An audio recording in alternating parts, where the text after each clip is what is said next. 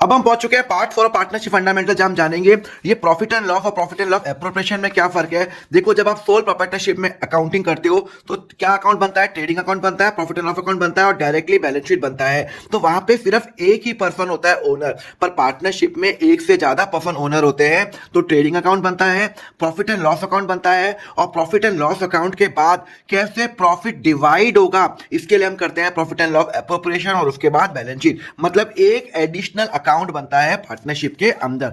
तो sole proprietorship में क्या बनता है? Trading, profit and loss, balance sheet. और प्रॉफिट पार्टनरशिप में बनता है ट्रेडिंग, प्रॉफिट एंड लॉस और profit and loss appropriation account. मतलब जो भी यहाँ पे प्रॉफिट आएगा वो यहाँ पे ट्रांसफर होगा, उसके बाद यहाँ पे खर्चे आएंगे और अल्टीमेटली वो मेरा कैपिटल अकाउंट के अंदर जाएगा। तो प्रॉफिट एंड लॉस एप्रोप्रिएशन का फीचर्स क्या क्या है? It is prepared by partnership firm, it is an extension of the profit and loss account. पहले ये बनेगा, उसके बाद ये बनेगा। It is a nominal account but obvious it reflect how the net profit will be distributed among the partner.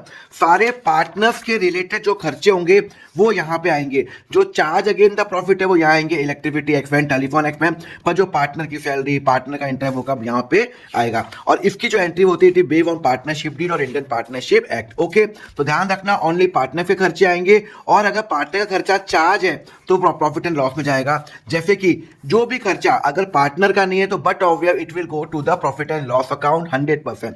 पर अगर partner का खर्चा है, क्वेश्चन साइलेंट है, तो यहां पे हम मानेंगे नॉट चार्ज है, मतलब प्रॉफिट के केस में पे करेंगे तो it will go to profit and loss appropriation account. पर क्वेश्चन बोल रहा है कि चार्ज है, मतलब प्रॉफिट और लॉस हो दोनों केस में पार्टनर को मिलेगा, तो उस केस में it will go to the profit and loss account. Clear है? तो दोनों में फर्क क्या है? Profit and loss trading account के बाद बनता है, ये profit and loss appropriation sorry profit and loss account के बाद बनता है। इसका स्टार्टिंग पॉइंट ग्रॉस प्रॉफिट, इसका स्टार्टिंग पॉइंट नेट प्रॉफिट है। ये नेट प्रॉफिट निकालने में काम आता है, ये नेट प्रॉफिट डिवाइड करने में काम आता है। जो भी इसमें आइटम आते हैं वो सारे चार्ज होते हैं, यहाँ पे सारे एप्रोप्रिएशन होते हैं।